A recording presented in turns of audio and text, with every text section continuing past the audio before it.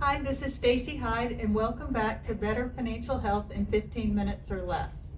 Today, I'd like to talk about estate planning, but not so much wills, powers of attorney, and things like that. I'd like to talk about the emotional and the family aspects of that.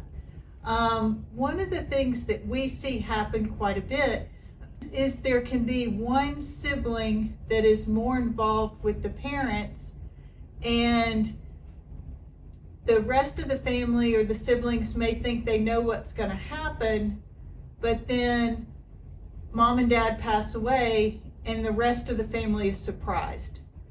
The danger of that is that can cause families to break apart. It can cause long-standing great relationships to fray. It can also cause people to incur a lot of legal expenses because they want to either sue or go to arbitration to try to get what they thought was supposed to happen. So how do you prevent this? The easiest way to do it is to talk to your children, or if you're a child and you've got older parents, talk to your parents. Mom and dad, what do you want to have happen?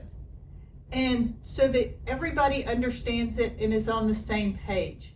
Particularly when you're talking about wealth that gets into the $2, $3, $10, $20 million range, that can have a huge impact on the children that stand to inherit that. It also runs into interesting dynamics when there is a vacation home and maybe only one of the siblings really loves to go there, or maybe all of them do, but maybe one of them can't really afford to pay the upkeep. You've got to address those types of issues in your documents.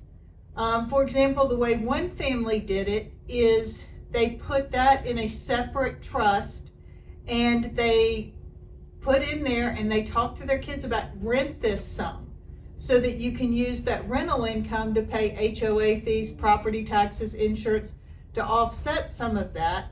And then you may work out to where one family is like, well, if something breaks, we'll just hire it done. Well, that may not work for all the families. They may say, well, we can do some sweat equity, but we can't afford that. And I think it's really important to understand what you want to have happen. In one case, we had one client where it was a husband and wife who really provide most of the day-to-day care for her mom, as far as spending a lot of time with her. They're very, very close. They've always gone to this lake house and they've done everything for it for the last 20, 30 years. Well, she decided that she wanted them to have it, so she went ahead and transferred it to them, because for her, she would rather explain it now while she's alive to say, this is why I did it. Now, she was very clear with her rest of her family that she wanted the entire family to benefit from it, but she was very clear that they're the owners, so ultimately it's going to be up to them. And I think she did her family a real service by going ahead and doing this. I think it will work well and everyone will be happy, and there won't be these sort of overhang and questioning, well, what did y'all say to mom? Because she's here and she can say, they didn't say anything. I decided to do it because I didn't want to pay the property taxes and insurance anymore, so I saw it as a way to get rid of it. And I can still go whenever I want. She's pretty funny. You can tell I really enjoy her a lot. But it's this type of thing that you want to make sure that you're setting out ahead of time. And sometimes you may want to do more for one child than another because of circumstances. If that's the case, it's fine. It's your money. You can do that.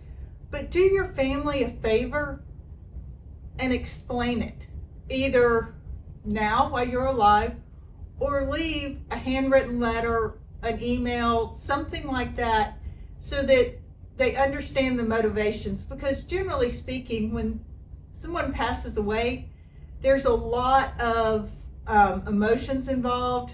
They miss their parents. And so when they find out something that makes them feel like, well, maybe Dad didn't love me like I thought he did, but that may not be it at all. It may just be, I wanted to do this because I didn't want my kids fighting over the business or whatever it may be. So it is important to work through those and try to get everybody on the same page sooner rather than later, because otherwise you risk the attorneys getting involved, and then you can easily get into $100,000, $200,000 very quickly, and then you've frayed all these relationships. So I think that's really the key. Talk to your parents if you're the younger generation. If you are the older generation that's doing your estate planning, really think through this, communicate, be very open with it so that everyone's on the same page, because what's really important is relationships. It's how wealth is passed from generation to generation. It's based on relationships and understanding what people have.